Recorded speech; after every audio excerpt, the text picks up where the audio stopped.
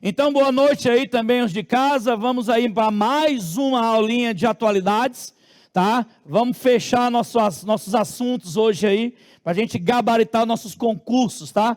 Na aula passada nós vimos a questão da crise de 2008, tá? Paramos nessa crise e vimos que a solução dessa crise foi expandir o bloco europeu, tá? Não esqueçam que a crise de 2008 começa em 2008, obviamente, nos Estados Unidos, sendo chamada de crise imobiliária. Ela vai chegar na Europa em 2010, quando ela chega na Europa. Aqui no Brasil, o governo na época era governo Lula, o segundo mandato dele, tá? E aí vocês vão lembrar que o governo Lula fez em 2008, 2009 e 2010, para que essa crise não chegasse no Brasil, naquele mesmo período. O que ele fez que empurrou essa crise para o governo Dilma, 2011 em diante? Ele liberou crédito. Vocês vão lembrar que aqui no Brasil, em 2010, o governo Lula libera crédito, e aí a população tem juros baixos e acesso a uma linha de crédito facilitada. E aí muitos se endividaram. Muitos quem? Carreirinha. Viu igual pinto na merda. Quando eu fui lá pegar o saldo, tinha lá R$1.000 liberado. Limite de crédito. Caraca, crédito especial, né? Crédito especial. Pronto, R$1.000.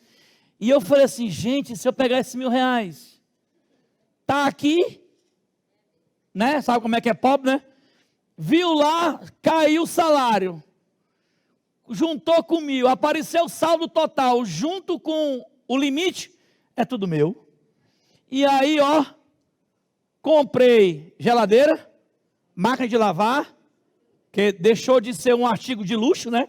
Máquina de lavar, deixou de ser artigo de luxo. Comprei televisão, claro, né? Televisão, e comprei também um ventilador. Casa Bahia, 200, olha aí que maravilha.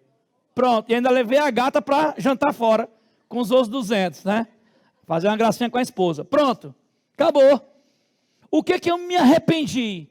Porque no mês seguinte, além de ter a parcela do dinheiro do empréstimo, aumentou de débito a geladeira, a máquina de lavar, a televisão e o ventilador. E aí a minha renda não deu. Ou seja, quando o governo Dilma assume, eu e mais uma porrada de brasileiros estamos como? Endividado. Melhor ainda, negativado. Adianta ela continuar com juros baixos e estimulando um consumo interno? Adianta? Não, porque eu não tenho mais acesso ao crédito porque eu estou negativado. Então o que a Dilma faz? Desvaloriza o real. Já que ela não tem mercado interno, ela tem que priorizar as exportações. Então ela desvaloriza o real, valorizando assim as exportações. Porque na hora que ela desvaloriza o real, valorizando o dólar, fica atrativo as exportações de grãos, carne e cereais. E minério, lógico, fica atrativo. Então o Brasil começa a exportar mais. Foi a forma que ela encontrou para poder ter uma economia mais estável. Só que tem um detalhe. A crise chega na Europa, somada a uma guerra na Síria, em 2012. E aí o que acontece? Estados Unidos, vindo dessa crise, vai ter que gastar dinheiro com uma guerra na Síria para conter o chamado Estado Islâmico. E aí ele chega para a Arábia Saudita, chega por Emirados Árabes Unidos e também para o Irã. Chega para eles e fala assim, ó, eu preciso de vocês para reduzir o valor do barril do petróleo. Então vocês vão ter que produzir mais e exportar mais. Presta atenção no que eu estou falando. Vocês estão entendendo? Estão acompanhando? Então, gente, 2010, crise na Europa, no euro. Vocês têm que estar com isso aqui na cabeça, porque nós vamos seguir dois caminhos aqui, já já. Então, em 2008, crise imobiliária. 2010, crise do euro. 2012, guerra na Síria.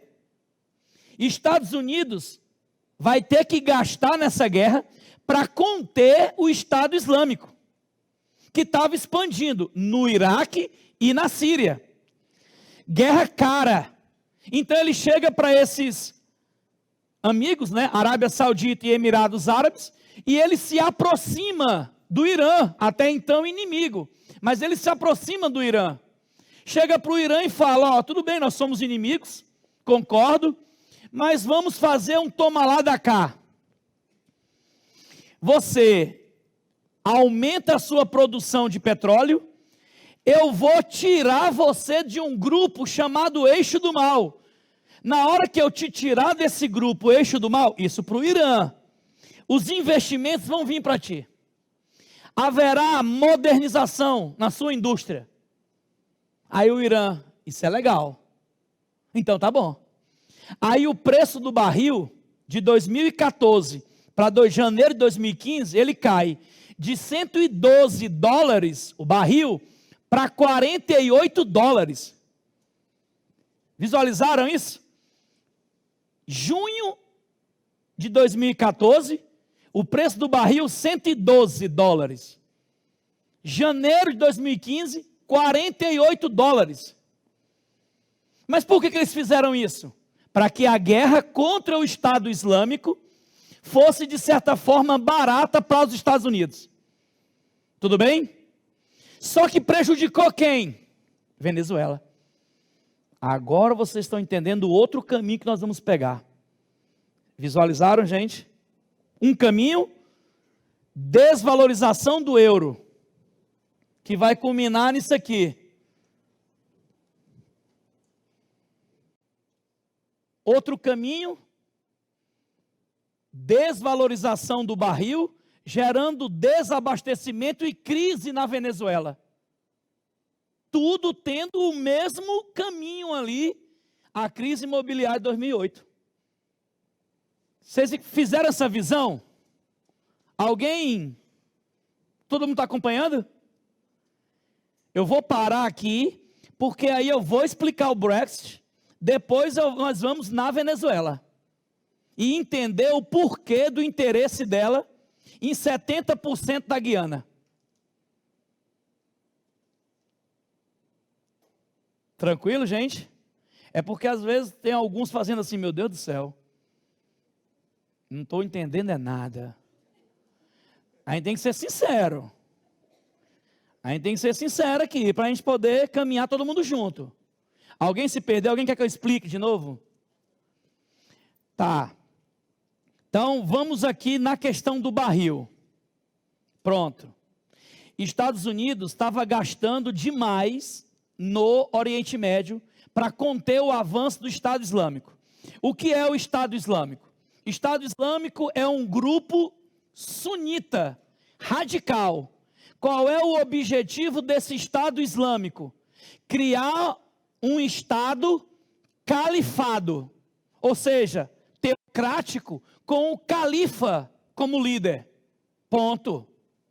Beleza? Carreirinha, existe um exemplo para a gente ter uma noção? Existe o Irã. Irã também é um Estado teocrático, só que ele é xiita. É um ayatollah que manda no Irã. Ponto. Beleza? Tem primeiro-ministro? Tem, claro. Mas tem o ayatollah que é um chefe também. Certinho? Então o Estado Islâmico queria pegar o norte do Iraque e pedaço da Síria para criar esse Estado sunita. Mas, Carreirinha, por que aquele pedaço? Porque aquele pedaço é rico em água, solo e petróleo, que é antigamente chamada de planície da Mesopotâmia. Antigamente. Tá? Então tem dois rios importantes que nascem na Turquia, né? Tigre e Eufrates, e eles vão desaguar no Golfo Pérsico. Então aquela regiãozinha ali do norte do Iraque e um pedacinho da Síria são extremamente férteis os solos. Dá para plantar, dá para produzir, dá para extrair petróleo também. E o Estado Islâmico queria essa área. Com a instabilidade na Síria, ele foi ganhando espaço, a área, foi conquistando a área. Então, a presença do Estado Islâmico era um incômodo para os países ali em questão: Irã, Síria, Iraque, Arábia Saudita. Nenhum deles queria um Estado Islâmico, considerado grupo terrorista.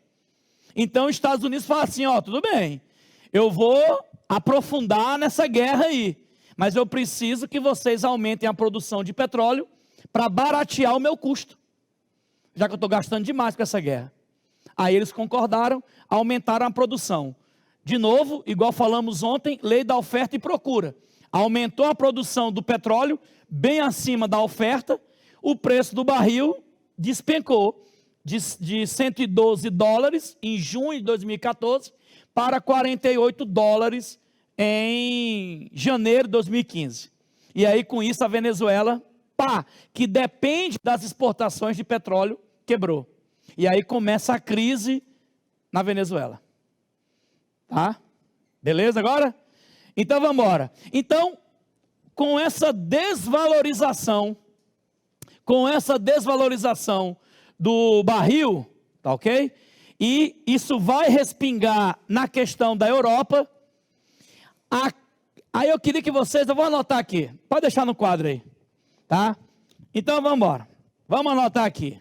Ó, coloquem aí, Brexit. Já sabemos o que é, correto? É saída, saída britânica da União Europeia, tá? Saída britânica da União Europeia. É claro, todo mundo sabe que a União Europeia é um bloco econômico do tipo União Econômica ou monetária. Vamos botar monetária porque é bonito. Carreirinha, por que União Monetária? Porque visa a criação de uma única moeda. Carreirinha, mas eu estava fazendo algumas questõezinhas de alguns vestibulares e ele citava que a União Europeia era um mercado comum mais unificação monetária. Tudo bem. Por que mercado comum? Porque existe dentro da Europa uma livre circulação de pessoas, de serviço, de capital e de mercadoria. Entre os países membros, 27, hoje, 27 países membros, existe uma livre circulação de serviço, de capital, de mercadoria e de população. A ideia lá na União Europeia é que o italiano, o francês, o espanhol, o português, ele perca essa identidade e se sinta um cidadão europeu, não português, não espanhol. Lembram da aula de ontem? Nós comentamos ali sobre a questão de Estado-nação, sobre a questão de pátria, de nação, e vimos antes que a ideia da globalização é fazer uma união cultural também, é perder a minha identidade, é eu abrir mão desse meu nacionalismo em prol de algo maior. Lembram disso ontem, né, gente? Vocês lembram? Sim. Muito bem, sim. Então fechou. Então, se a globalização é um processo tanto comercial como cultural, futuramente o Mercosul também vai fazer com que nós, brasileiros, não nos sintamos somente brasileiros, mas também, principalmente, sul-americanos, latino-americanos. Não brasileiro, não argentino, não paraguaio, não uruguaio, mas sul-americanos. Entenderam? Então, a União Europeia, que é o bloco mais completo que nós temos, ela já é assim. O cara consegue lá tranquilamente, tá na Espanha tomando café aqui, E aí fala assim, nossa, estou a fim de almoçar um croissant francês. Pega um trem-bala, meio-dia está na França. Acabou. Ah, sou advogado, eu tenho um caso aqui na França, um caso ali na Espanha, um caso não sei onde. Livre circulação de serviço.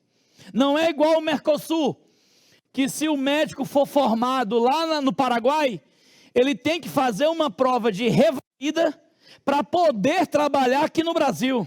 Não, na Europa não. Na Europa não. Entenderam a ideia? Certinho? Então é o bloco mais completo. Então o que nós temos aqui? Não anotaram, né? 27 países membros atualmente. Carreirinha, qual o único país que quis sair? Reino Unido. Reino Unido.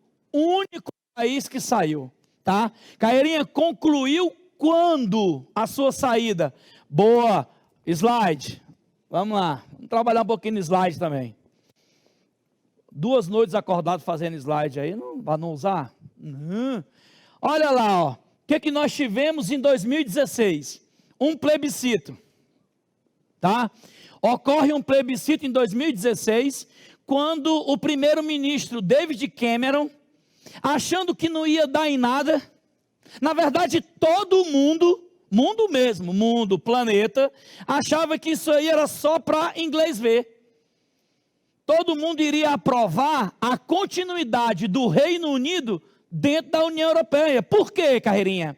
Porque a saída do Reino Unido da União Europeia iria possibilitar um isolamento comercial do Reino Unido. Eles iam ser isolados. Mas olha o slogan que os caras usaram.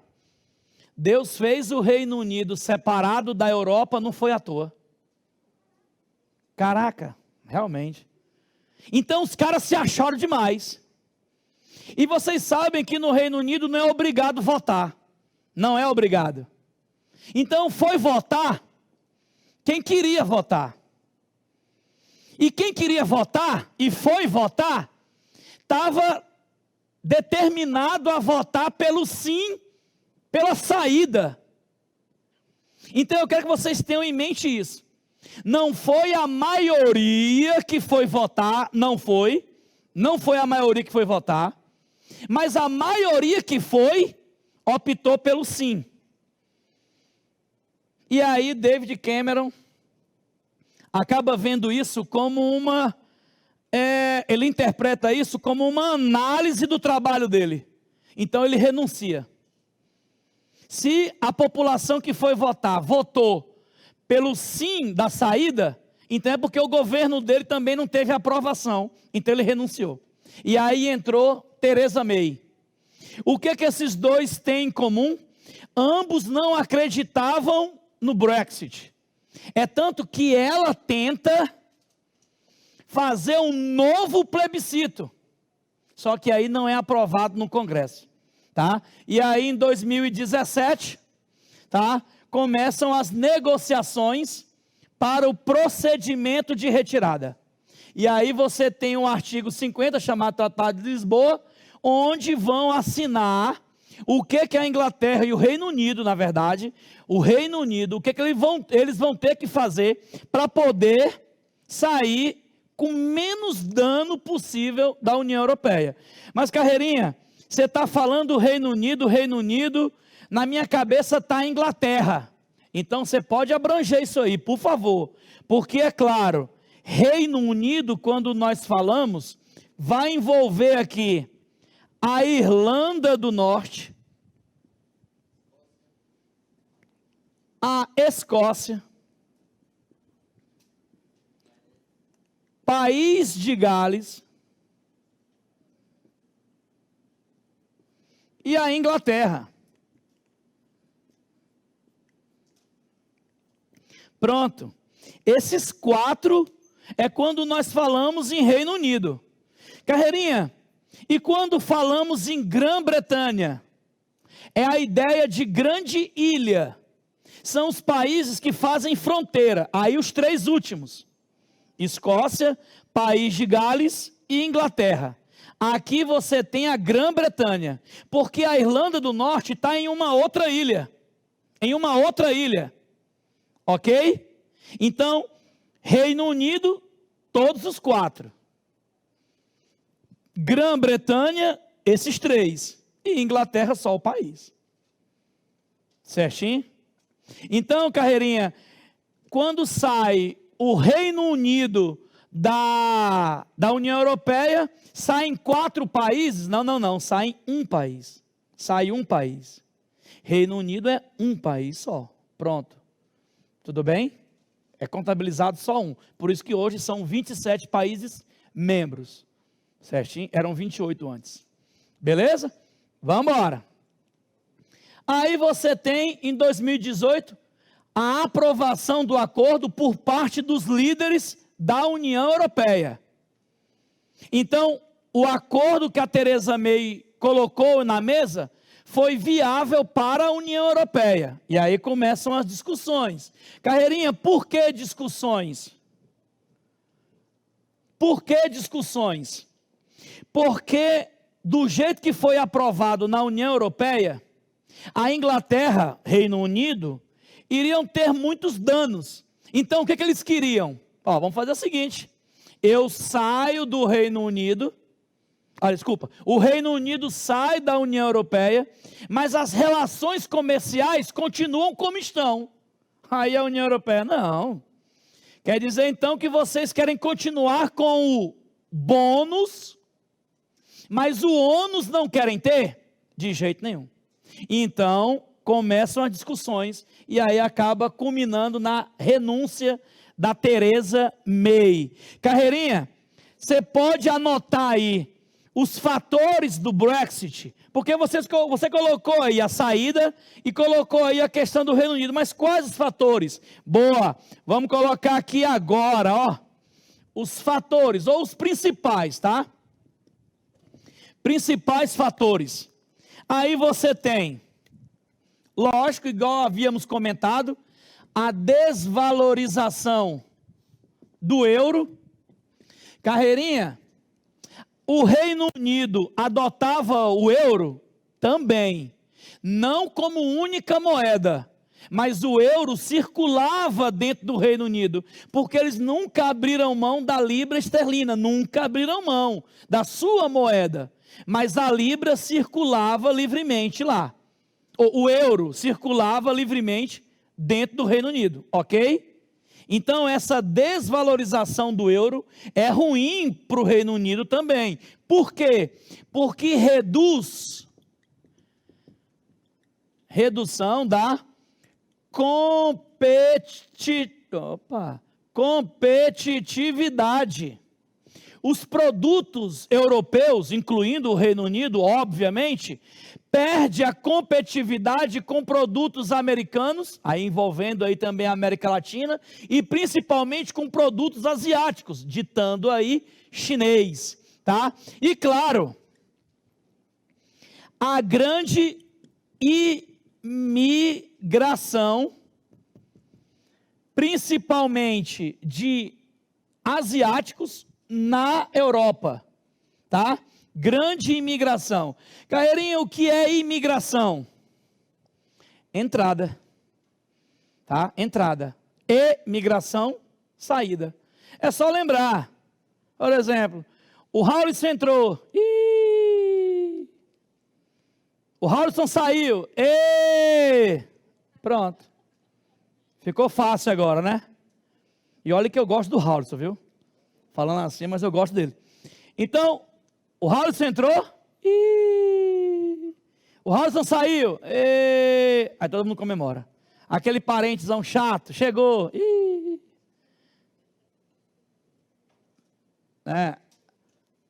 depois vocês cortam aí. Eu estou com a minha cunhada em casa. Ela veio para o concurso. Concurso é em abril. Ela chegou domingo. Pode fazer. A moça caiu ali, ó. Pode fazer um I forte, viu? A prova é em abril e a minha cunhada chegou agora, domingo. Um I forte. que ali é chata, meu Deus, entendeu? E ela falou assim, não, eu estou pensando em só ir em junho. Aí é que é bonito, né?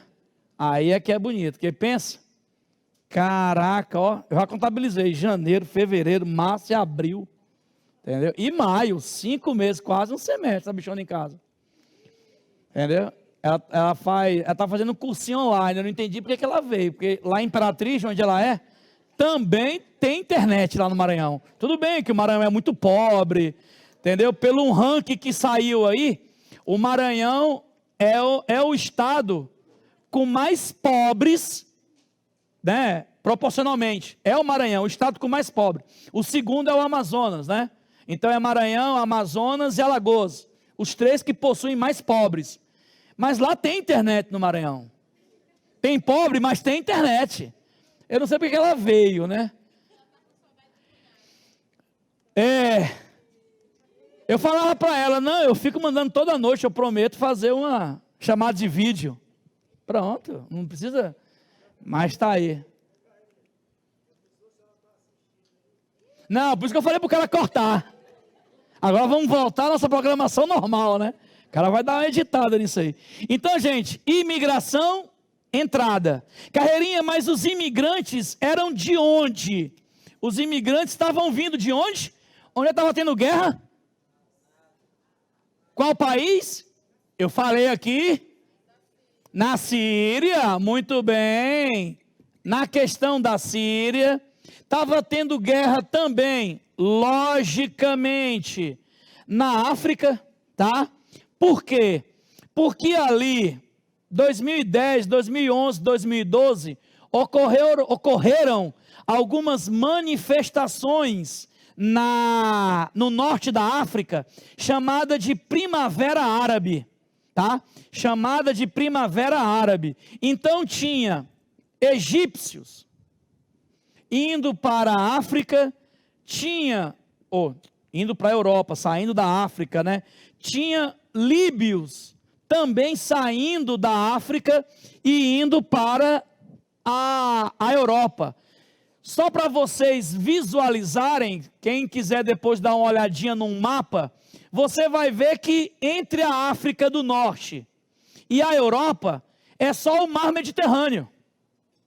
E aí vocês devem ter visualizado e lembrado e lido na época que vários barcozinhos que cabiam 3, 4 pessoas estavam saindo da África e indo para a Europa com 150, 200 pessoas. Alguns naufragaram, ficou até uma imagem de uma criança, pesada, né, a imagem, vocês lembram? A imagem de uma criança na praia, né, que tinha morrido afogada, pronto. Então foi nesse contexto. O que a Inglaterra queria? Muro, para evitar a chegada tanto de africanos, quanto também de asiáticos, evitar a chegada deles. O que a Alemanha queria? Pontes. Então Angela Merkel estava defendendo a entrada desses estrangeiros. Eu vou colocar imigrantes, mas o nome muito mais correto, refugiados, porque eles estavam fugindo da guerra. Fugindo da guerra. Carreirinha, imigrantes é errado? Não. Refugiado é um tipo de imigrante, só que é um imigrante forçado. Ele está fugindo do país dele porque estava em guerra. Tipo quem? Tipo a Venezuela recentemente. Vocês viram que a Venezuela, devido a um desabastecimento, gerou uma guerra civil no país, tá? E em 2016 ela acaba sendo suspensa do Mercosul. Ela é suspensa do Mercosul até os dias de hoje. Ok? Venezuela suspensa. Então o que o venezuelano ocorre na cabeça dele? Vamos fugir daqui. E eles vão para onde? Para a Colômbia. Fogem para a Colômbia. O que o governo colombiano faz? Fecha a fronteira. Porque não querem os venezuelanos, porque a Colômbia não é um país muito desenvolvido. E não daria conta de suportar esses refugiados. Então o governo colombiano fecha a fronteira. Qual é a saída para os venezuelanos então? Brasil. Carreirinha, mas eles querem vir para o Brasil? Não. Não querem vir para o Brasil. Não querem vir para o Brasil. Por causa da questão cultural, por causa da questão do idioma, eles iriam passar do Brasil para a Argentina, do Brasil para o Uruguai. Só que alguns ficaram, principalmente em Roraima. Ok? E a gente vê alguns aqui também em Palmas, principalmente próximos aos semáforos, né, pedindo ajuda, aquela coisa toda. Ok? Muitos vieram para cá também. Certinho, gente? Então, pronto. Então, refugiados. Porque estão fugindo de uma guerra, fugindo de uma crise sem precedência no país deles. Ok? Então, Inglaterra defende muro, enquanto a Alemanha defende ponte. Não, vamos atrair esses refugiados. Eles estão fugindo de uma guerra, eles não têm culpa, então. E aí o Reino Unido, então, vai lá e... Então, tá bom. Vocês querem receber esses refugiados? Recebam, mas eu estou fora. E aí o Reino Unido aprova o Brexit. Entenderam, gente? Então, esses 3 motivos foram os pilares da aprovação do Brexit, tá? Esses 3 motivos aí. Tudo... Pode falar.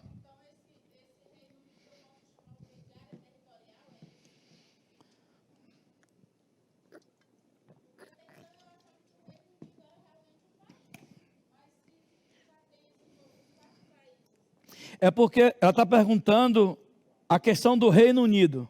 Porque é o seguinte, são basicamente assim, ó. Uma ilha aqui, outra ilha aqui. Aqui você tem Inglaterra, aqui você tem País de Gales, aqui você tem Escócia. Aqui é a Grã-Bretanha, uma ilha só.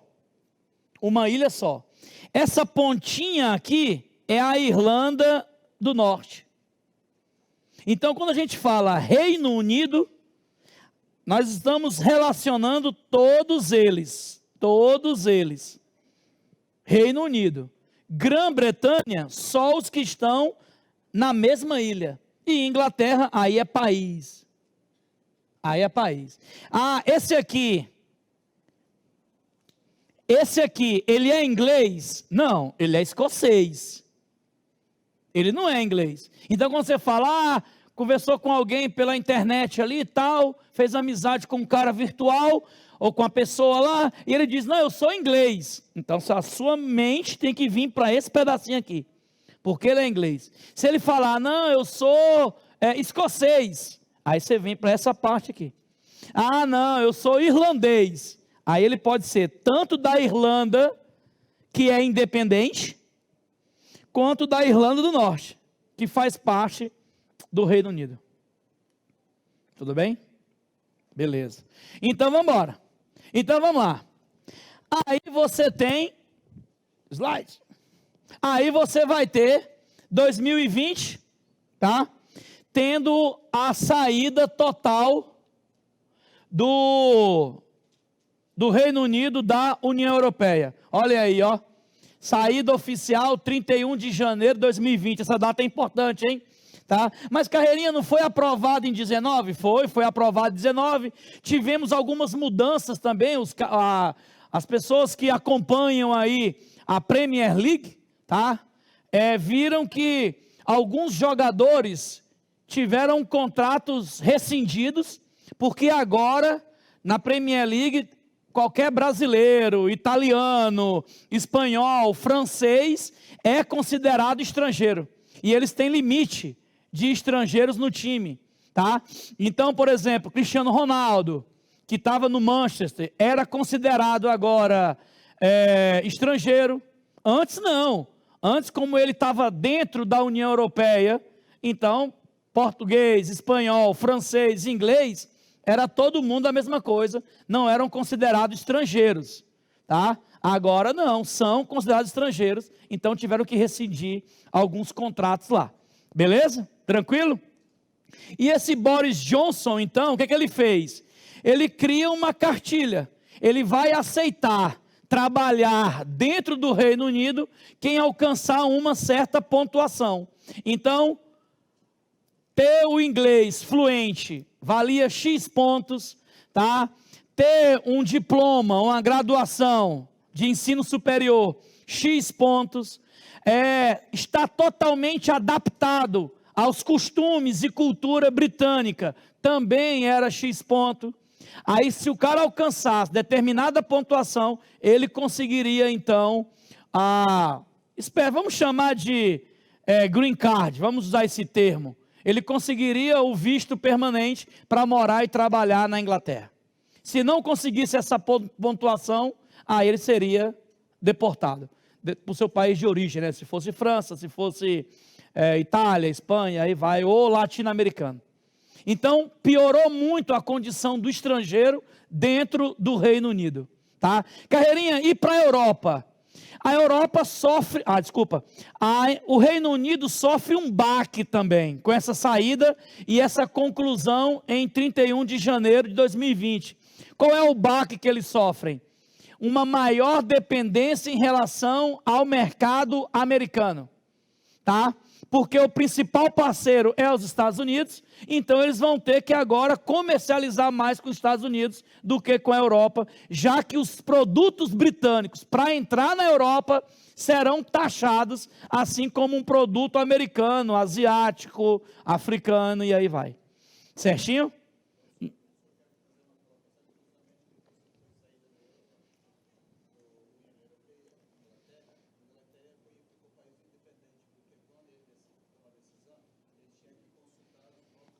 Sim, sim,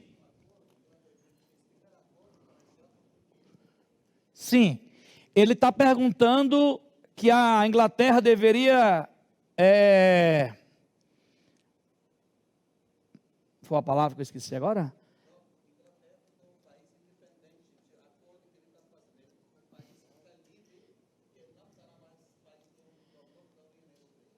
Sim, não, está fora da União Europeia agora.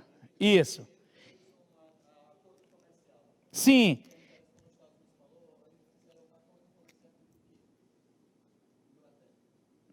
Aí tem algumas consequências, tá? Como, por exemplo, aqui, ó. Além desse isolamento comercial, ele vai ter o renascimento de movimento ou movimentos separatistas. Como o quê? Como o da Irlanda do Norte e da Escócia. Em 2014, a Escócia tinha realizado um plebiscito para saber se ela iria sair do Reino Unido e se tornar independente ou se permaneceria no Reino Unido. Fez esse plebiscito e foi aprovado a permanência da Escócia no Reino Unido. Foi aprovado isso. E aí, Carreirinha, o que aconteceu? Em 2016, quando é aprovado o sim pela saída do Reino Unido da União Europeia, a Escócia vai na mídia e fala, opa, queremos então um novo plebiscito. Porque o plebiscito que foi feito em 2014, o cenário econômico era de um Reino Unido dentro da União Europeia. Agora não. O Reino Unido está fora. E é ruim para a Escócia. Porque nós vamos nos tornar mais dependentes da Inglaterra. E nós não queremos isso. Então, o líder escocês vai lá e defende um novo plebiscito. E a Irlanda do Norte agora passa a defender, alegando que não foi vontade dela o Brexit, alega agora também um plebiscito para que ela se anexe à Irlanda, saindo ali do Reino Unido. Carreirinha, mas é fácil, né? Vota, sai e pronto. No caso da Irlanda do Norte é fácil, não é? Porque tem uma questão religiosa lá.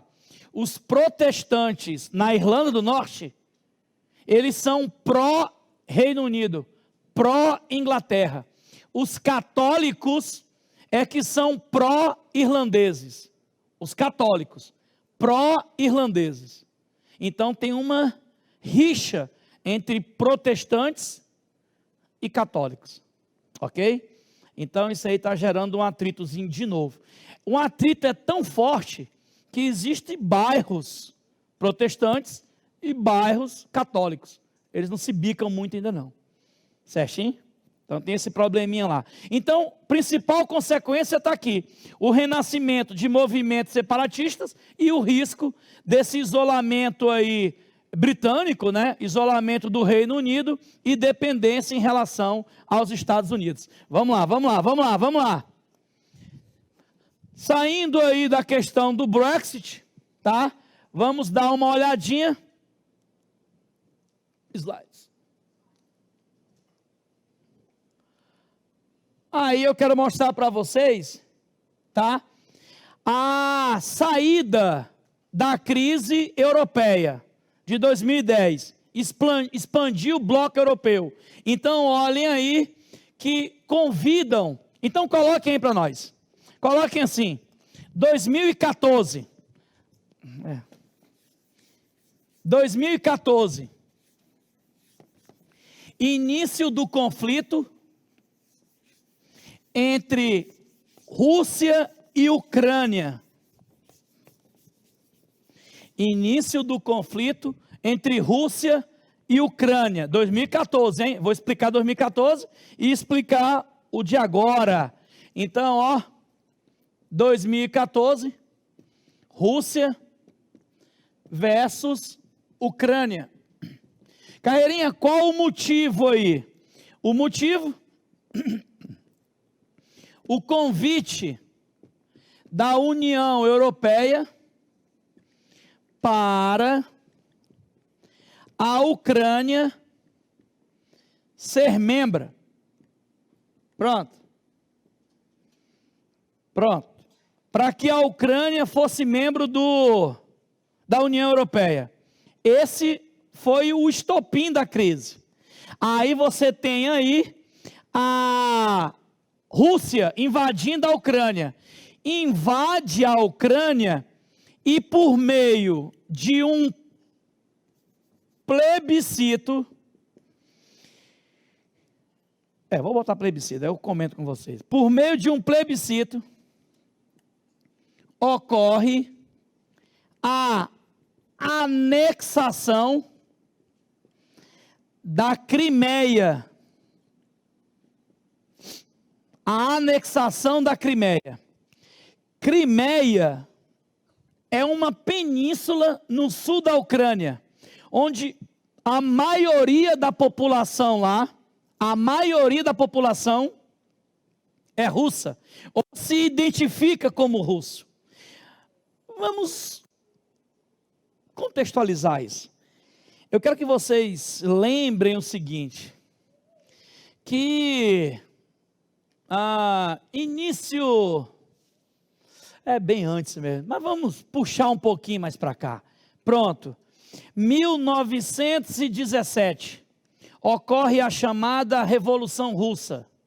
Pronto, liderada por um rapaz chamado Vladimir Lenin, tá?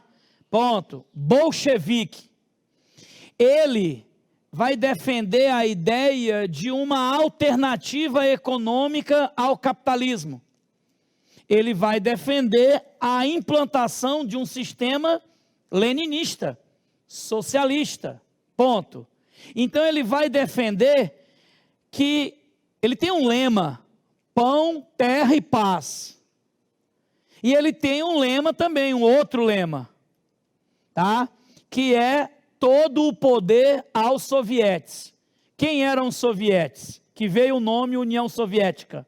Quem eram os sovietes? Sovietes eram os operários que trabalhavam na fábrica e o camponês que trabalhava na zona rural. Ponto. Esses eram os sovietes. Por isso que o símbolo da União Soviética era uma foice, lembrando o camponês, e um martelo, o operário. Tranquilo?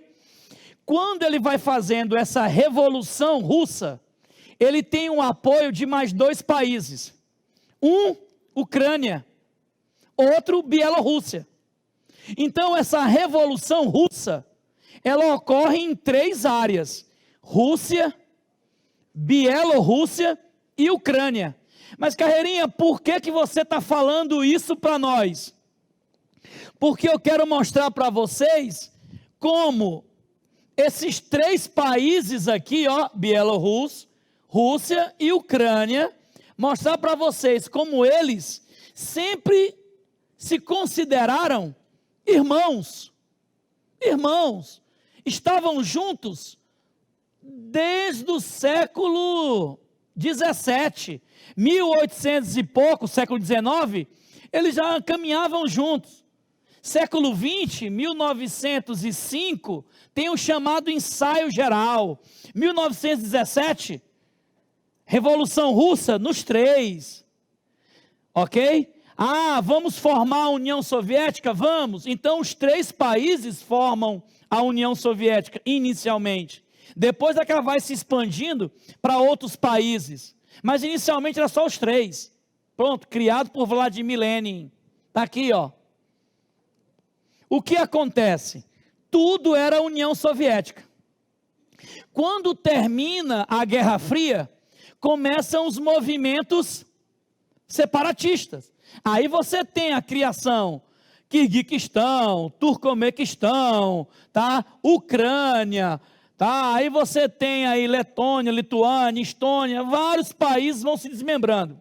De boa, mudança territorial. Eu quero que vocês percebam que a Ucrânia amigavelmente sai da União Europeia. Sai da União Soviética, sai da União Soviética, de boa. Russos caminham aqui tranquilamente. Esse pedacinho aqui, ó, a península aqui, tem uma importante base naval militar russa. Essa água aqui, vocês estão vendo, é Mar Negro, está escrito aqui, ó, Mar Negro. É o que dá acesso rápido da Rússia a outros países e também para o Mediterrâneo, por aqui. Então, é um ponto estratégico demais. Todo mundo já leu ou assistiu Chernobyl. Está aqui ele aqui, ó. Pronto.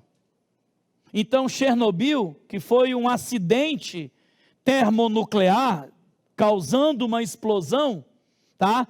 Na década de 80, que falava que foi na União Soviética, é Ucrânia, é esse pedaço aqui, ó.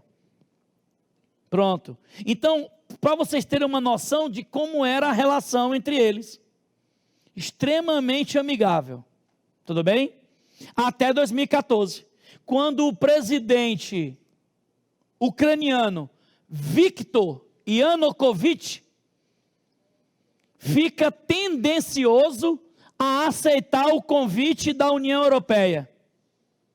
Aí Vladimir Putin chama ele para conversar e fala: você vai recusar, porque eu vou te dar benefícios, vou refinanciar o seu débito comigo, vou te gerar uma energia mais barata e nós vamos comercializar mais. Como o presidente viu mais vantagem em uma reaproximação com a Rússia, ele recusa a União Europeia. Mas os jovens dentro da Ucrânia queriam ir para a União Europeia, porque ganhariam mais com o euro. E aí o que acontece? Divide-se o país. Aí você tem o oeste da Ucrânia, formado por jovens pró-União Europeia, e esse leste ucraniano pró-Rússia. E aí a guerra come. Aí Vladimir Putin começa a invadir, alegando o quê? Defender os russos na Ucrânia. E aí o que ele faz? A realização de um plebiscito aqui, porque majoritariamente a população na Crimeia se declarava descendente de russos. E aí 97% da população vota pela anexação da Crimeia à Rússia. Então, Carreirinha, como é que é o cenário político hoje? Rússia, Ucrânia, Rússia. Crimeia é Rússia hoje. Quando ocorre esse plebiscito, a União Europeia e os Estados Unidos se levantam contra a Rússia, alegando o quê? Que esse plebiscito foi unilateral, que esse plebiscito foi uma fraude. Por que que eles falam isso? Porque haviam soldados russos nas ruas da Crimeia para garantir o plebiscito. Só que o Ocidente enxerga isso como o quê? Intimidação. Se eu estou aqui armado e pergunto para vocês, quem é o melhor professor de vocês? Carreirinha na cabeça. Pronto. Quem vai dizer que não? Ninguém tem peito de aço. Vai todo mundo dizer que sou eu. Então foi isso que o Ocidente alegou. Se eu tenho soldados armados nas ruas, tanques de guerra nas ruas, eu vou votar em o que o cara quer. Então sim, quero ir para a Rússia. Pronto, então anexou. Certinho? Então está aí a primeira parte da guerra. A segunda parte da guerra, coloquem aí para nós, está aqui, ó. Quem quiser data, né? Está março lá, mas a guerra é fevereiro, beleza? Janeiro, fevereiro de 22. Então em 2022, temos uma nova etapa da guerra, tá? Carreirinha, e o que causou essa nova guerra na Ucrânia? O que causou? O convite da OTAN à Ucrânia. Vocês entenderam? A primeira guerra, 2014, foi devido a um convite da União Europeia, que estava interessado ali nos habitantes ucranianos, como consumidores. Em 2022, a OTAN quer se expandir. Em 2022, ela quer se expandir. OTAN, que vocês sabem, nós vimos ontem, é uma aliança militar. Então a OTAN convida a Ucrânia. Aí os Estados Unidos, claro, aprova, porque vê uma ocidentalização dessa parte da Europa. Mas a Rússia não vê com bons olhos, porque ela se vê meio que isolada, acuada. Então ela fala o quê? Não, na Ucrânia não. E aí tem a segunda parte da guerra, que aí vocês estão vendo essa parte aí, rosa, sendo ocupada por russos, tá? As setinhas é para onde eles estão indo, avançando, tá? Para onde eles estão avançando. E a estrelinha são os ataques agora, tá? Já tem milhares de mortos, tá? Essa semana, de novo, Kiev, que é a capital da Ucrânia, ou Kiev, tá? Foi de novo atacada. A Rússia alegou segunda-feira que derrubou alguns drones ucranianos.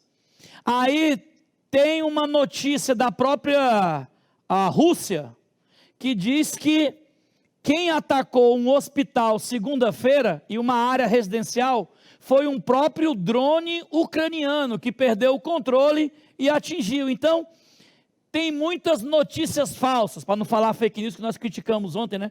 Então, tem muitas notícias falsas dentro dessa guerra. Muitas notícias falsas mesmo. Ninguém assume alguns ataques quando ele ocorre em área residencial. Não assume de jeito nenhum. Então, você tem esse cenário aí, tá? Vou passar o slide para vocês verem, tá? Aí, ó, pronto. Estamos caminhando já para 2 anos de guerra. Fevereiro agora faz 2 anos de guerra. Não tem perspectiva de paz nenhuma entre esses dois. O presidente ucraniano, tá? Zelensky, ele, como é que eu posso... O presidente Zelensky é criticado por alguns por se fazer da guerra, se promover na guerra, tá? Se promover na guerra, beleza? E ele acaba buscando muito mais verbas ocidentais, alegando ter que combater a guerra, enquanto Vladimir Putin diz que só vai acabar a guerra quando existir uma vitória total russa. Agora, vitória total russa é o que ele determinar ser vitória total russa. Aí eu coloquei aqui, né, as áreas de conflito agora, algumas áreas que vocês viram lá em início de 2023, eram ocupadas pelos russos, agora, ó, recuperado pela Ucrânia, estão vendo aí? Vou voltar no mapa, tá? Olha ali, ó, o norte aqui, áreas ocupadas pela Rússia, início, tá, ó, aliás, desculpa, né, março de 22, início da guerra lá, ó, início da guerra, tá? Agora, essas áreas rosas, tá, foram recuperadas, ó, no fim de 2023, tá, foram recuperadas pela Ucrânia, tá? Mas há ainda ataques em Kiev, como eu falei para vocês segunda-feira, tá? E você tem aí conflito nessa região toda, certinho, gente? Então, é complicado demais pacificar isso aqui, muito complicado, tá? Muito complicado. Zelensky usa muito a internet, as redes sociais, para fazer a Ucrânia de vítima, tá certo? E condenar as ações de Putin, tá? Ah, Carreirinha, então você acha que Putin está certo? De jeito nenhum. Putin está totalmente errado nessa situação aí, tá? Mas não se fala em genocídio aqui não, de jeito nenhum, ok? Como se fala no caso da Palestina, certinho? Beleza, aqui alguma pergunta em relação? Tem não, porque todo o armamento bélico da União Soviética é russo hoje, tá? Todo, certinho? Então não tem bomba atômica na Ucrânia, tá? Não tem. Tem fontes de energia importantes, tá? Olha o tanto aqui, ó, beleza? Olha o tanto, tá? Tanto para a Ucrânia como também para a Rússia. Certinho? Beleza? Então, finish a questão aí europeia. Olhem aí quem nós estamos. Venezuela, não falei para vocês? Seguida aí, hein? Lembram, né? Qual foi o início da crise na Venezuela? Qual foi? Tá, petróleo. Mas que petróleo? O aumento da produção quando? 2014, muito bem. Para conter o avanço do Estado Islâmico, né, já que os Estados Unidos iria guerrear por eles, então os Estados Unidos pediu para que essa guerra fosse mais barata. Então de junho de 2014 a janeiro de 2015, o barril do petróleo despenca, ficando aí insustentável para a Venezuela. Carreirinha, esse aumento da produção afeta o Brasil também? Afeta. Não sei se vocês vão lembrar, mas o Brasil ali, 2015, ele interrompe momentaneamente a extração de petróleo do pré-sal. Por quê? Porque o pré-sal é um petróleo leve, de alto valor, só que é de profundidade. E para extrair esse petróleo é muito caro. Então, toda vez que o preço do barril fica abaixo dos $50, ou beirando ali a casa dos $45, fica inviável a extração. Então eles param a extração, e aí o Brasil produziu menos petróleo nesse período aí, tá? Então não prejudicou só Venezuela, principalmente a Venezuela por conta da dependência em relação ao petróleo. Vamos embora. Então você tem aí, ó, Venezuela, tá? Só contextualizando um pouquinho, um fatorzinho histórico, né? Desde 99, ela é controlada ali por Hugo Chávez. Hugo Chávez vai fazendo um governo centralizador, tá? Centralizador. Hugo Chávez, ele vai fechando as empresas privadas, porque ele vai gerando uma estatização e vai focando a dependência econômica no petróleo. Morre, Nicolás Maduro assume, tá? E vem desde então, tá? Reeleito, e aí se fala em fraude nas eleições na Venezuela, tá? Se fala em fraude, a população então vai às ruas, porque a partir de 2015, vou colocar aqui, ó, a partir de 2015, redução no preço do barril, vamos, no preço do barril, gera um desabastecimento na Venezuela, gera uma crise econômica, tá? Essa crise econômica, esse desabastecimento, faz com que em 2016 ocorra uma guerra civil, a população contra o governo, e o governo, claro, usa o que ele tem, dinheiro, poder, então ele começa a tirar os civis do parlamento, começa a tirar os civis do Congresso, dos ministérios, e começa a colocar militares, então o exército, marinha, aeronáutica vão trabalhar para Maduro. Por isso essa guerra civil da população contra a polícia. A população é a mais fraca, claro. Então, você tem aqui refugiados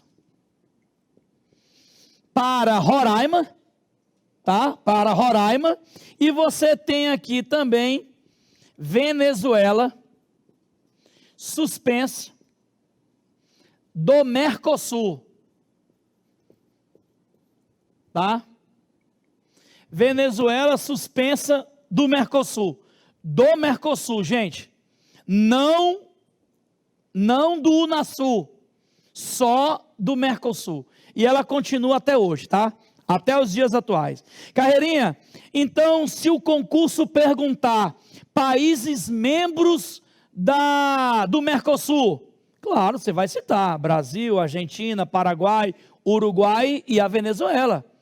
Ela é membro. Ela só não tem os direitos plenos por causa da sua suspensão. Carreirinha, mas o que alegou para suspender a Venezuela? Alegou-se falta de democracia. Alegou-se aí uma instabilidade democrática, o que gerou então a sua suspensão. Ok? Tudo bem?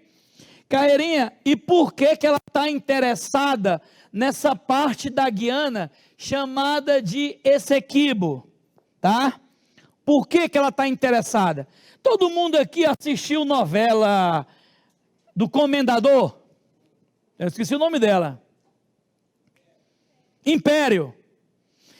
A novela girava em torno do cara que ele comercializava o quê? Diamante. Vocês perceberam de onde ele extraiu o diamante? O final da novela termina ele voltando a escavar lá, em Roraima. Gente, toda essa parte aqui, ó, Suriname, Guiana, Venezuela e Roraima, é o Planalto das Guianas. Aí tem diamante e pedras preciosas no rodo, e rasa ainda. Então, quando você vê a Venezuela reivindicando que o acordo assinado lá no século XIX, 1800 e uns quebradinhos, onde foi selado um acordo, onde esse pedaço aqui pertenceria à Guiana inglesa, ok? Aí a Venezuela hoje, de Nicolás Maduro, fala, ó, não reconheço mais o tratado do século XIX, e quero anexar toda essa parte à Venezuela, porque Nicolás Maduro diz que existem venezuelanos aqui dentro, então nada mais justo do que pertencer à Venezuela. Então olha o interesse de Maduro nas pedras preciosas, incluindo o diamante, e o que mais?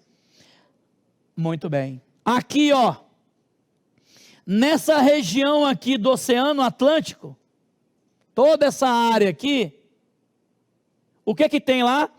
Petróleo leve, tipo o nosso pré-sal. Entendeu? Tipo o nosso pré-sal. Então a Venezuela está de olho nas riquezas que tem nessa área aí. Tanto do petróleo, só que o petróleo lá, ele começa realmente aqui na Venezuela, mas termina aqui. Então a Venezuela não poderia explorar todo o petróleo, a não ser que explorasse e pagasse os royalties para a Guiana. Ela não ia querer fazer isso nunca, já que nós temos um governo de esquerda lá dentro. Ele não vai reconhecer essa questão dos royalties, nunca. Então o que ele faz? Anexa esse pedaço aqui ao seu país, tá? E explora todo o petróleo que tem lá. O Tribunal de Haia, que é uma organização de justiça internacional, é um tribunal internacional, um braço da ONU igual à OTAN, igual ao Conselho de Segurança. O Tribunal de Justiça é um outro braço. Ele diz que a Venezuela não pode nem tem direito nenhum de movimentação militar sobre essa Guiana, que ele, Nicolás Maduro, chama de Venezuelana Essequibo. Ele chama assim, Venezuelana ou Venezuela Essequibo. Está aqui, ó. Pronto. Não pode fazer nenhum esforço disso. O Brasil, preocupado, o que ele fez? Militarizou isso aqui, ó. Mas, Cairinha, por que ele militarizou isso aí? Boa. A Venezuela não tem como invadir esse pedaço de terra aí na Guiana por terra. Não tem como. Porque aqui, além de ser uma floresta equatorial, a amazônica, né? Só que é chamada de equatorial, tem relevo acidentado. Ouviram que eu falei no início, né? Planalto das Guianas. Então aqui é planalto, íngreme, ficaria, não vou dizer inviável, mas ruim invadir por aqui. Mata fechada e relevo acidentado. Por água saía muito caro, até mesmo porque aqui tem Trindade e Tobago. Então, qual o caminho mais fácil para invadir lá? Por Roraima. É o caminho mais fácil. Então, o Brasil, sabendo da geografia, o que o governo fez? Militarizou isso aqui, ó. Ou seja, pelo Brasil não vai não. Por isso que o Lula alega que é muito inviável uma guerra aqui. Maduro não acha inviável. Aí o que os cientistas políticos falam? Que isso aqui é uma jogada de Maduro para poder tampar ou diminuir as eleições que estão para ocorrer na Venezuela. E a ascensão da oposição dele, que é de uma mulher. Entenderam? Então ele está usando esse conflito como uma cortina de fumaça para esconder as eleições que estão prestes a ocorrer na Venezuela. Ok, gente? Entenderam? Então está aí a questão da Venezuela atualmente. Certinho? Então, está aqui o motivo que gerou os refugiados e está ali uma possível solução que Maduro encontrou para sanar essa crise econômica a qual a Venezuela se encontra, essa instabilidade comercial aí. Certinho?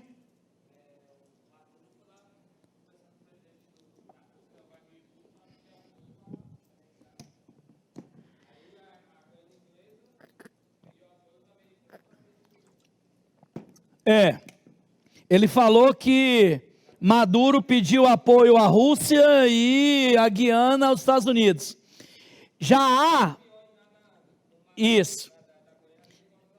há movimentação marítima americana para cá. É o que eles chamam de frota do Atlântico Sul.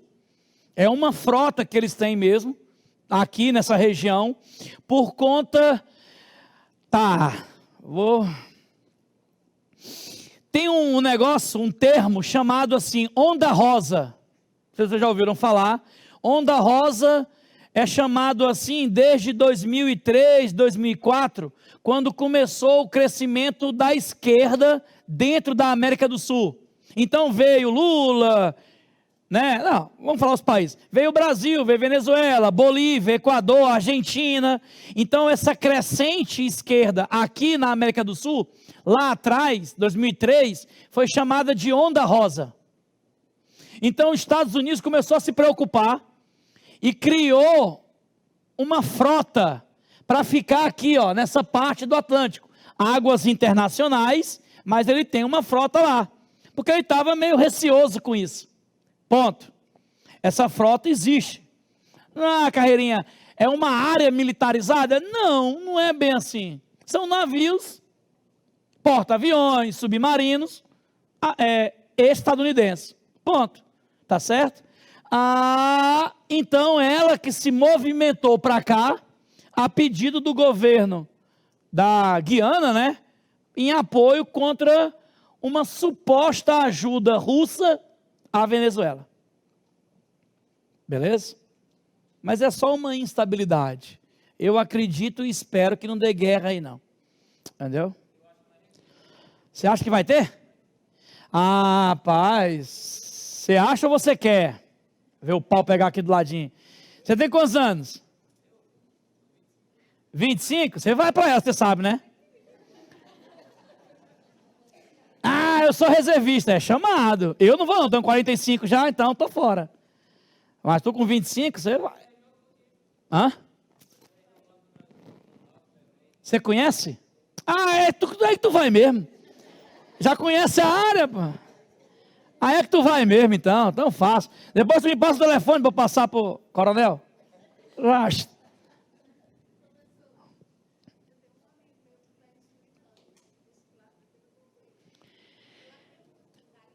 Tem garimpo. Não, a questão de Suriname, Guiana Francesa, é o mesmo problema dos Yanomamis. É o garimpo ilegal, entendeu? Solta mercúrio demais lá. Tem os capanga das mineradoras ilegais que matam os outros que são contra. Tem muito isso mesmo lá. Muito. E é difícil sanar. Vocês viram que tivemos de novo aí uma onda crescente aí de mortes de Yanomamis, continuam morrendo de fome, porque é uma forma que o garimpo acha também de forçá-los a aceitar a presença deles. Entendeu? É complicado. Vamos lá. Tem que fechar hoje. Slides. Está aqui. Todo mundo também acompanhou a questão do Equador, correto? Sim? Sim. Então eu coloquei esses dados aqui, porque o que os cientistas políticos alegam é que a onda de violência no Equador se dá pela pobreza, ou devido à pobreza. O alto índice de desemprego, o alto índice da crise econômica fez com que a população visse no tráfico uma alternativa, tá? Ou um meio de sobreviver. Então você tem aqui, tá? Um raio-x da população aqui em 18 milhões de habitantes no Equador, taxa de desemprego aqui em 3,8%, tá? 2022, 2023 não saiu ainda, né?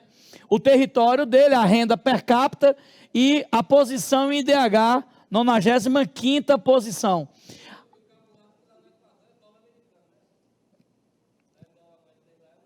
Não, também circula lá. Não é a oficial, não.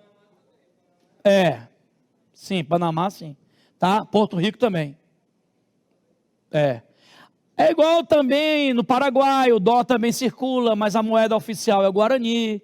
Mas na Argentina, devido à crise, a desvalorização do peso argentino, o dólar também circula muito lá. Então entendeu? É tipo isso. A inflação, 3,4%, a maior desde 2013, tá? E aqui também, homicídios, a violência aqui, o tanto que aumentou de 10 em 2013 para 2022, chegar a 25 a cada 100 mil habitantes. Carreirinha, como é que é a questão no Equador? A questão no Equador, aqui tem a Colômbia, estão vendo? O Equador era usado como rota do tráfico para chegar nos Estados Unidos, para chegar no oeste dos Estados Unidos, região da Califórnia, Seattle, naquela banda. Então eles usavam o Equador, do Equador, Estados Unidos. Subia, ponto. Tá? Com o desemprego, a partir de 2013, com o aumento da mortalidade, com o aumento da inflação, eles começaram a fazer o seguinte, mas por que nós vamos ser rota da droga que vem da Colômbia, se nós podemos fazer isso? Então eles começaram a romper com o tráfico que vinha da Colômbia e do México, para que eles pudessem ter o próprio. Então começam a se formar milícias no Equador desde 2013, e a onda de violência aumentando. Tá? O estopim foi a fuga de um traficante de altíssima periculosidade, tá?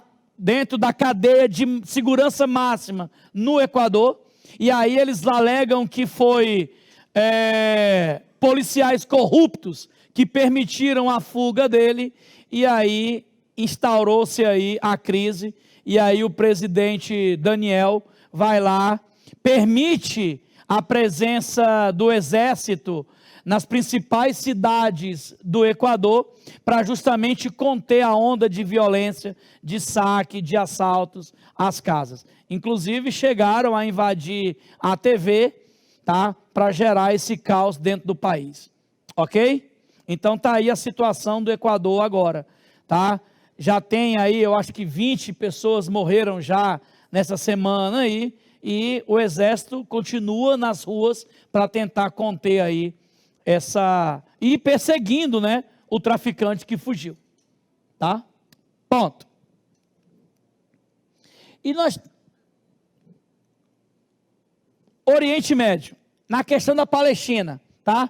Eu coloquei essa imagem só para nós termos uma ideia de onde está localizado, aqui o país do nosso amigo, para ele matar a saudade ali, tá? Aqui você tem o Oriente Médio, onde nós vamos ter grandes reservas de petróleo, tá? Grande reserva de petróleo. Eu acho que passou demais.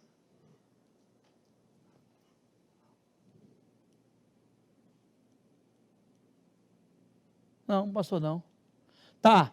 Aí nós vamos ter cerca de 60% do petróleo do mundo. 60% da produção de petróleo vem daqui dessa região. Tá? E aí você tem, nessas áreas aí, ó. Tá, deixa eu passar aqui para a gente ganhar um tempinho. Tá? Você tem aqui uma grande instabilidade, seja étnica, religiosa, tá? Ou petrolífera. Então você tem aqui em Jerusalém, que é esse ponto bem aqui, Jerusalém, tá? Que é considerada pela ONU uma área universal, internacionalizada, porque você tem em Jerusalém 3 religiões monoteístas que possuem o foco da fé naquela área. Seria os islâmicos, os judeus e os cristãos. Ponto. Você tem aqui uma guerra indireta entre a Arábia Saudita e o Irã. A Arábia Saudita, maioria sunita, Irã, maioria xiita. Então eles têm um conflitozinho, igual está escrito aqui, indireta, tá? Não se gostam, mas não há um conflito direto. Carreirinha, há um conflito indireto? Sim, porque supostamente o Irã financia no Iêmen um grupo radical, tá? Para instabilizar a Arábia Saudita, para gerar uma instabilidade na Arábia Saudita. A Turquia tem uma ascensão aí, principalmente internacional, tá? Ascensão internacional, principalmente a partir de 2010, quando tanto o Brasil, Lula, quanto a Turquia vão tentar negociar o enriquecimento de urânio do Irã, tá? Na pessoa de Mahmoud Ahmadinejad. E você tem aqui o Líbano, tensões, porque ele é liderado por um grupo terrorista chamado Hezbollah, tá? E a Síria, guerra civil, igual nós vimos desde 2012, ponto. Percebam como é uma área tensa a região do Oriente Médio. É uma área de muitas disputas, tá? De pouca conversa, beleza? O pessoal lá não usa muito a diplomacia, não. Eles vão muito para uma coisa mais radicalzinha. Aí eu coloquei aqui, só para a gente entender, alguns conceitos fundamentais, tá? No caso, o islamismo é a religião. Há diferentes interpretações. Você tem os sunitas, seguidores, xiitas, familiares, tá? Eu botei aqui, ó, cuidado, sinônimo para radical. A gente tem uma ideia de que pelo fato do grupo ser xiita, nós já associamos a radicalismo, mas temos os sunitas, Estado Islâmico, também radical, e é sunita, tá? E o povo árabe, que aí são persas, turcos, curdos e hebreus, tá? Todos eles são árabes, tá? Oriente Médio e povo árabe não são sinônimos. Oriente Médio foi uma nomenclatura em relação à distância à Europa, tá? É Ásia. Oriente Médio é Ásia. Mas, Carreirinha, por que se usa o termo Oriente Médio? Oriente, porque está à direita da Europa, parte oriental da Europa.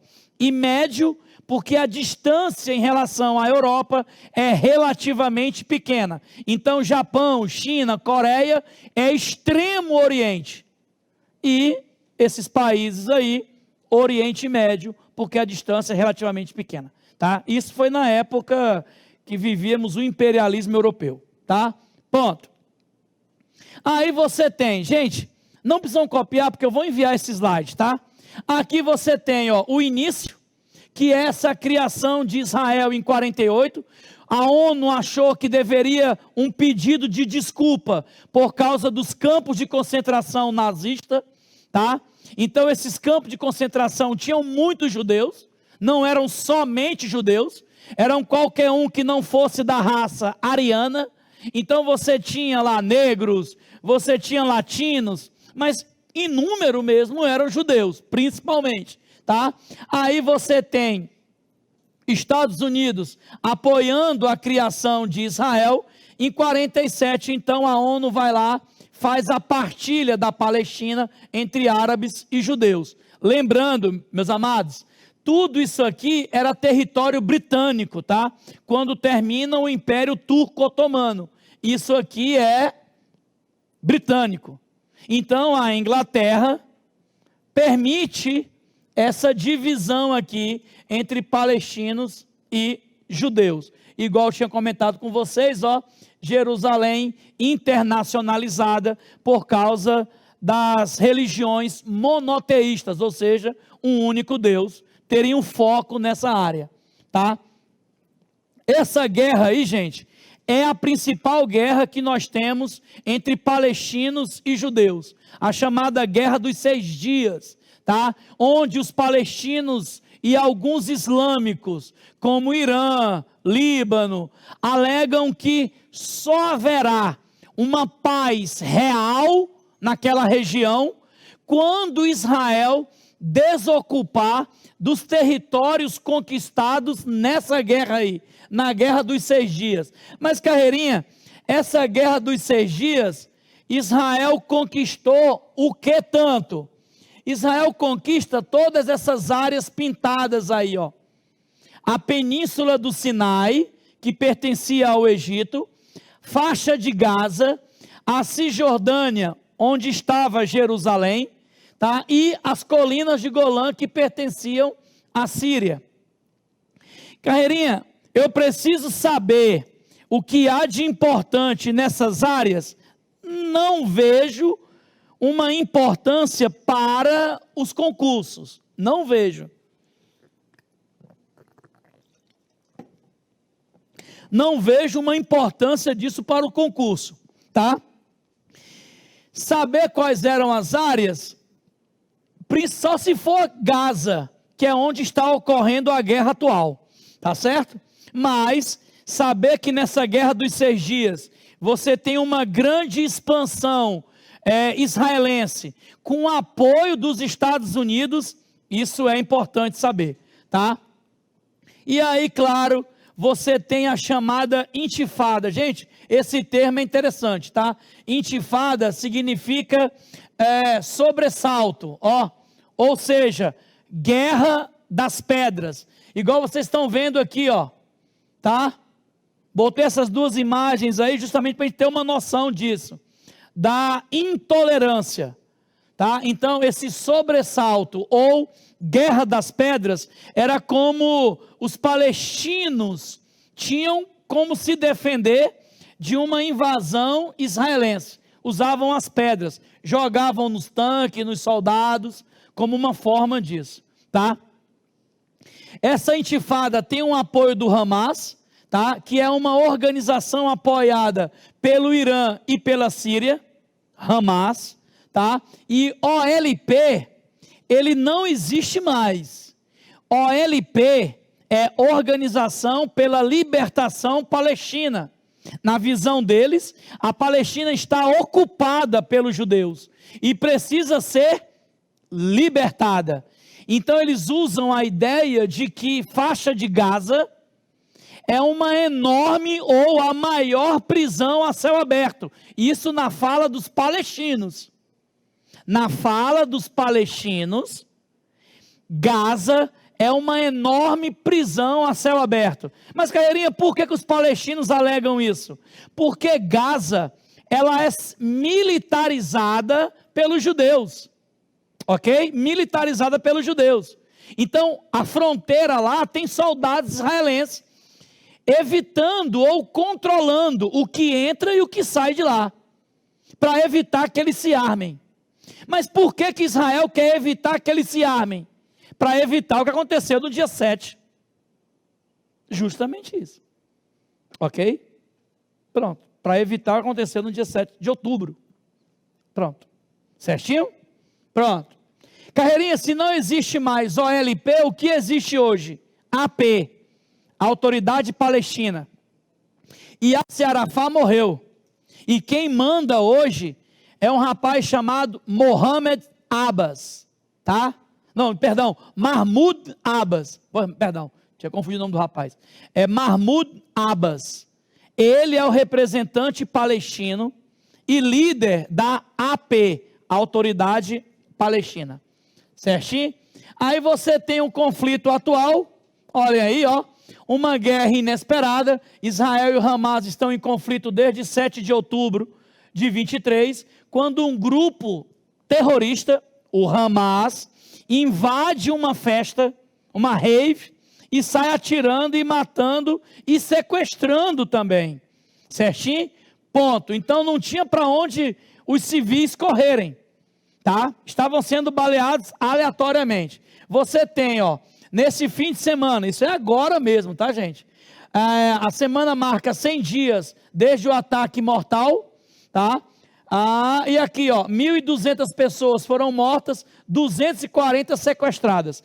Dessas 240, hoje, 17 de janeiro, só possuem, desculpem o erro, né? Ainda possuem 130 sequestrados, tá? Das 240 que tinham sido sequestradas, hoje ainda tem 130. Algumas foram negociadas em cessar-fogo. O que é um cessar-fogo? É uma trégua. Tréguas que não foram respeitadas nem pelos palestinos e nem também pelos judeus, Israel. Ok? Então, nessas tréguas, solta um, solta outro, e aí vai. Tá? Ao todo, desde outubro, 24 mil pessoas já morreram, desde outubro de 23, tá? Até segunda-feira, tá? Esses dados aí são de segunda-feira. Ok? Beleza, gente? Carreirinha, e a solução? Igual falei para vocês ontem, tá? Na segunda-feira, Benjamin Netanyahu disse que só haverá paz aí quando Israel conquistar a vitória plena. E o que é a vitória plena para Benjamin Netanyahu? O que é a vitória plena? Acabar com o Hamas, tá? Não é acabar com os palestinos, não.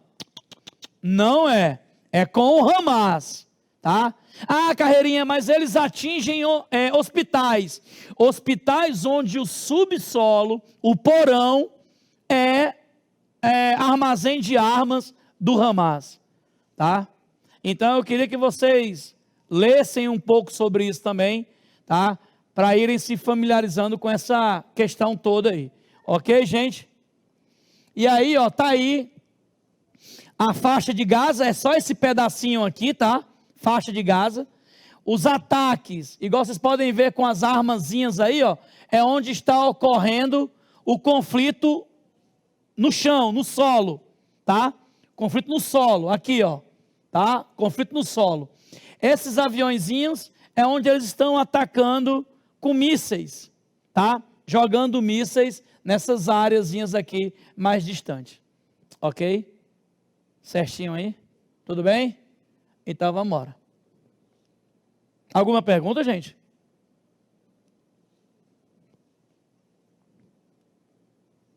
Tá? E aí, acabou a questão de guerra, vamos entrar em questão ambiental, beleza? Vamos dar uma mudada de assunto aí, radical, hein? Coloquem aí para nós, por favor, questões ambientais. Vamos lá, vamos lá, vamos lá. Tem ninguém cansado aqui não, hein? Todo mundo focado no concurso. Vamos embora. Carreirinha, que datas são essas aí que eu não vou copiar, porque você vai mandar daqui a 15 minutos para nós, é claro. Que datas são essas? Essas datas são as chamadas COP, Conferência das Partes. Porque se analisar um clima como um todo, é muito complicado. Se analisar um clima, as questões ambientais, olhando preservação de fauna, flora e questão atmosférica, ficaria muito difícil. Então nós vamos fragmentar. E aí formamos a chamada COP, Conferência das Partes, tá? E aí nós temos aqui todas elas, tá? Ou as principais. 92, 97, e aí vai até chegar 2019 no Chile. Certinho? Essa aqui de 92 é uma das principais conferências também. Vocês vão ver lendo muito sobre ela sendo chamada de Rio 92 ou Eco 92. Mas, Carreirinha, por que que ela é importante? Ela é muito importante porque é nela que se prolifera, entenderam, né? Se populariza o termo desenvolvimento sustentável, tá? Nela se populariza o termo desenvolvimento sustentável. Vamos embora. Me ajudem aqui, gente. Como é que nós podemos fazer uma definição desse termo aí? Desenvolvimento sustentável. Vamos. Como nós podemos definir isso aí? Vamos, me ajudem aí. Me deu um branco. Quem? O que vai para a guerra?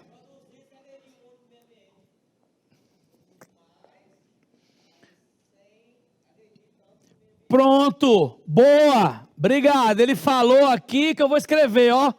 Equilíbrio entre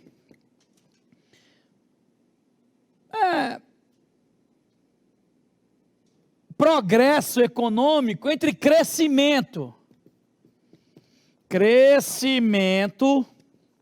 econômico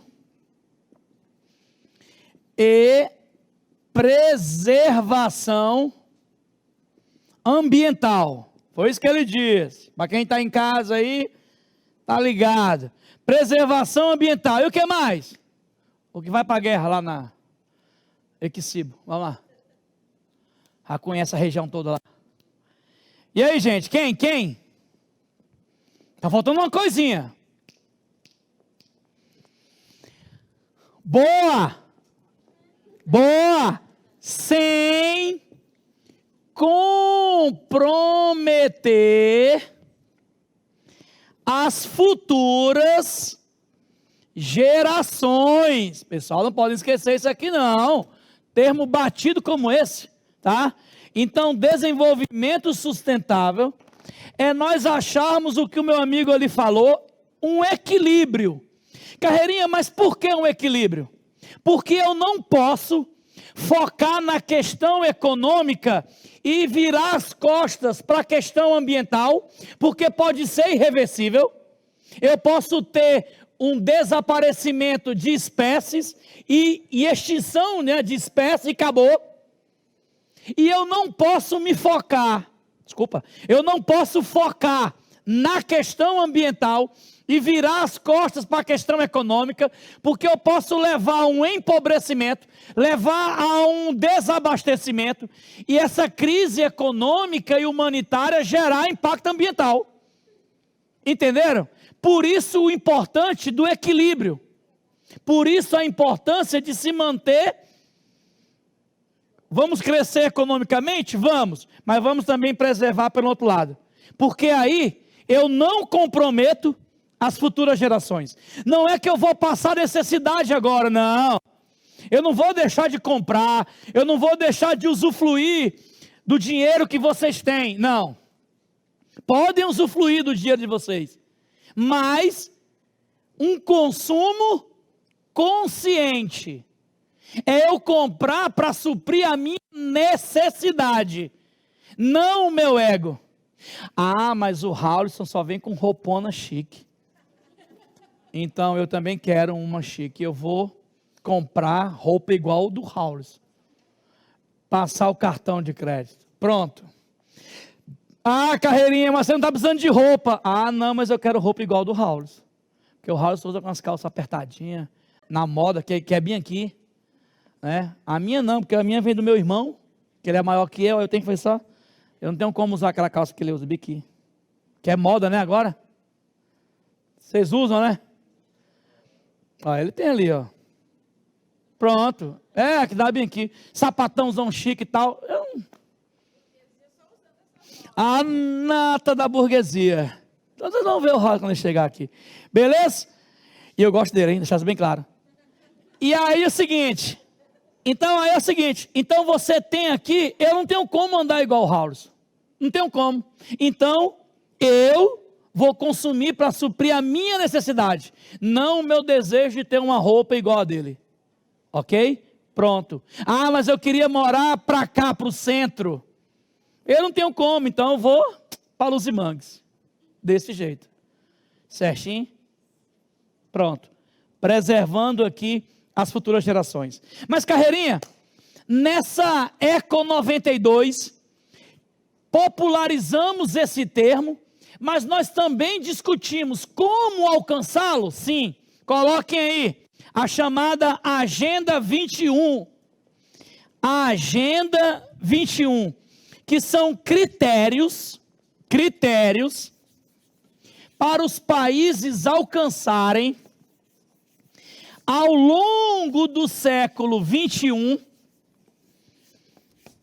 para alcançar esse desenvolvimento sustentável. Anotaram aí? Critérios, ó, Agenda 21.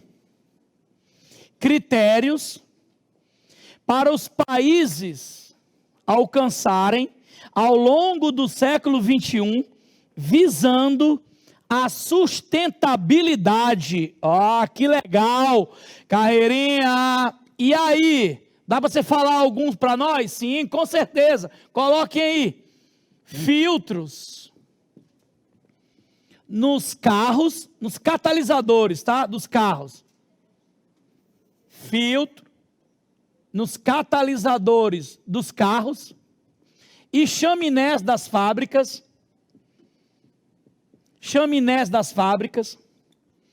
Os 5 R's. Na minha época era só 3. Critérios para os países alcançarem ao longo do século XXI, visando a sustentabilidade.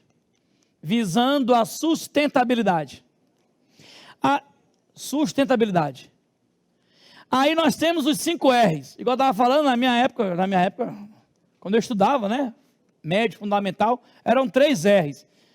São 5 agora. Quem me ajuda?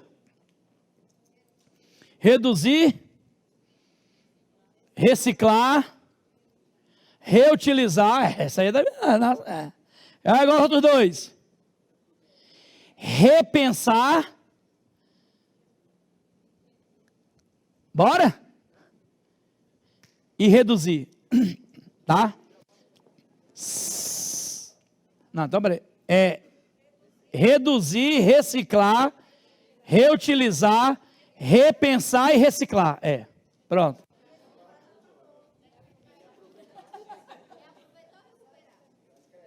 Não, repensar, reutilizar. Eu vou escrever. Difícil. Vou botar aqui, vamos. Que quando escreve fica melhor. Reduzir, reutilizar, reciclar, repensar. Tá faltando um mesmo. Reduzir, reutilizar, reciclar, repensar. Recusar. Nossa. Pronto. Recusar. Tem base? Tem sim. Tá aí. Essa é a ideia dos 5 R's aí, tá? Em relação ao lixo sólido, né? E ao consumismo também. Ponto. Tá aí os 5 R's. Aí você tem aqui também o reflorestamento, principalmente em mananciais, tá? Principalmente em mananciais, tá? Mananciais, principalmente, para preservar também a questão hídrica, tá? E a reutilização da água. Reutilização da água. E aí tem outros critérios dentro dessa Agenda 21, ok? Carreirinha, então a conferência foi em 92, mas para os países se comprometerem ao longo do século 21, sim.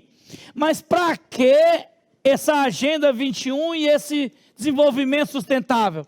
Para evitarmos a questão do aumento do efeito estufa, tá? E é isso que nós vamos ver amanhã. Efeito estufa, o que nós estamos chamando hoje de ebulição térmica, tá? Vamos ver o El Ninho e vamos fazer as atividades. Gente, amanhã, por favor, 19 horas mesmo. A gente não pode perder esses 20 minutinhos que nós perdemos, ou 15 minutinhos que nós perdemos hoje não, tá, gente? Eu entendi a chuva, eu entendi, tá? Mas vamos amanhã chegar, porque nós vamos... E tragam celulares carregados, nós vamos dar um jeito amanhã, tá? Em meia hora amanhã, a gente analisa essa questão de El Ninho, efeito estufa, ebulição térmica, e aí depois vamos fazer atividades, ok? Gente, muito obrigado de novo, boa noite e até amanhã, se Deus quiser, e Ele quer porque é bom e gosta de nós.